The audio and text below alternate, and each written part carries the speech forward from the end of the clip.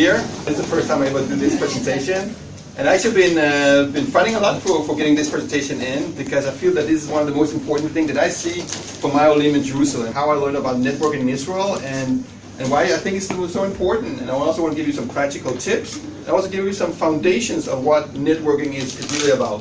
So, first of all, I made Aliyah 11 years ago from Copenhagen, Denmark. I heard we have a Swedish person here. Yeah, here we go. Exactly. In Europe, we don't, it's very formal. There's formal channels.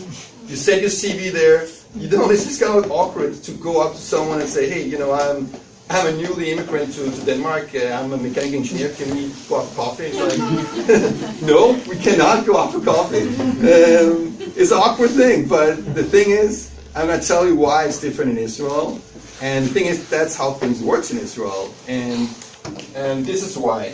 So, a recent survey mentioned that 65% of all jobs are found through networking. It's through networking, it's through word of mouth, it's through people knowing people. And you might think now that as an Ole, you kind of like game over in that sense, right? Because everything's about networking in Israel, and you probably didn't do the army, you didn't do in high school in Israel, you don't have too many friends and families. So it would appear that you kind of like on the outset are kind of like have a very difficult situation. So I'm here to tell you that the opposite is true. The opposite is correct, and I'll tell you why. Israel is a country of immigrants. You have a window of opportunity. As an Ole, you have an amazing window of opportunity for the 1 or 2 years that I don't have that anymore. After 11 years, I can't play what I call the Ole card, right? I just can't play it anymore. And the Ole card is the card that is, I'm Ole Chadai, been here, just came 1 or 2 years. I know how things work in Israel. Do you have 15 minutes for a cup of coffee to give me some advice? Don't ask for people and say, I'm looking for a job, can you help me? That's just not, it's just too much of a commitment. People would love to do it for you. And Israelis are really, really willing to help Olim. It's like, you have no idea how much Israelis are, and that those who don't want to help you, they're not worth it anyway. They're really not people you want to meet. Most people in Israel are willing to help you, and this is why. 9 out of 10 are either immigrants, basically, or their parents are immigrants, or their great-parents are immigrants. It's not such an awkward thing. Networking in Israel is easy because it's a way of life. Israelis themselves do it. It's not like, it's not just because you're an Ole. Because you're an Ole, you have like an easier in to it, right? It's more legitimate to be there. And you have that 1 or 2 years that you don't have to give anything back. You can kind of like meet some engineer or I'm a mechanical engineer, I'm a sales marketing person. I would like to understand how it works here in Israel.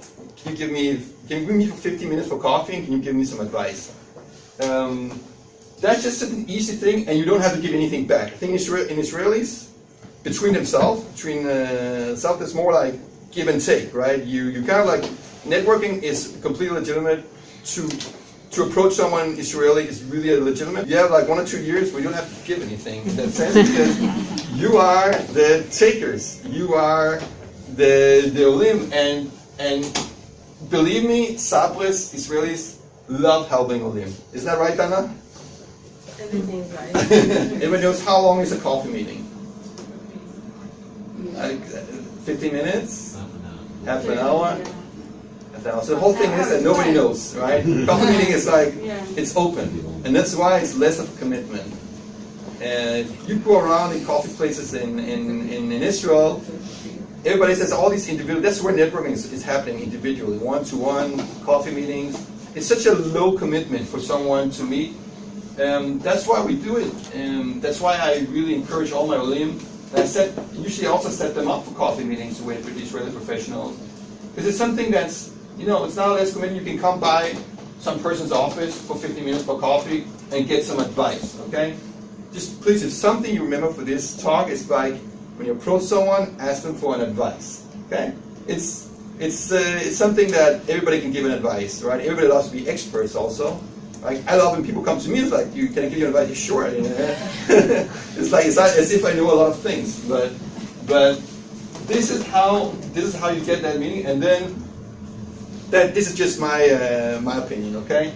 if you're not met with 5 people from your industry, if you're a mechanical engineer, if you're sales, if you are whatever you are, NGO manager, if you're not met with 5 people from your industry, you haven't been looking for a job in Israel. Okay? The last thing we want you to do after Bahim is to just go back home and sit down and send CVs out. I mean, I'm not saying that it's not, you shouldn't do it. You should send CVs, but not only that. Try and get as many meetings as you can with people from your industry. This is really something that opens up, but prepare yourself. What I mean with this is something that I myself spent a lot of time doing. When I came to Jerusalem, I had to start up Bahim in Jerusalem. There's some industries I just don't know so much about. A good example is the biotechnology industry. So what I did was I kind of like looked out who is the most, in Jerusalem, who is the guy who knows most about what's happening in the biotech sector. So I kind of like scheduled a meeting with someone called Shai Melsha from the Bio Jerusalem forum, right? So obviously if he's running the Bio Jerusalem forum, then obviously he must be very connected and knows a lot of people in that field. So I met him for coffee. I would sit with him, and he would kind of like map out 3 or 4 or 5 companies that I definitely had to meet.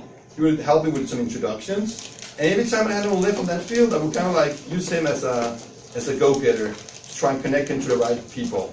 That's what I call about the key influences from every field, and you have to find out in your industry. Sometimes it can be someone who's the head of a LinkedIn group. If there's a LinkedIn group for your sector or your industry, usually that's someone who's very connected. It can also be all kinds of other things. You have to kind of like ask around. I did this with all sectors. Okay, the NGO sector, the tech sector, the internet marketing sector. Every sector, I kind of like find who are these people, who's like the connected people who can help me help my audience in many ways. And that's how it slowly worked. Identify the meetup groups for your sector. So I'll give you some examples. In Jerusalem, we have, for entrepreneurs, we have something called a Made in JLM. So they have meetups all the time, every month. You have meetups for people in the biotech sector. First of all, put in the names. Let's say you get some names from a person. Of course, keep track on what company, how did you get to them, what the last contact date. And then, of course, for each person you meet, ask him for 1 or 2 or 3 more people you should meet. Then add them to the columns here. And just add 10 new names to your list every week. Okay? It's not so difficult. I know it's a lot of work, and the people who do this, they just have a higher increase of getting a job and getting a career, getting the next job also, because you have to think about employing. It's not about just getting the first job. I mean, that is our goal, to get you the first quality job, but you have to think of beyond this. Like in 1 year, 2 years, things change. Your department gets closed down, something happens. You have to continuously be in this mode of creating a network. Yeah, that's basically it. So if you have any questions, you're welcome.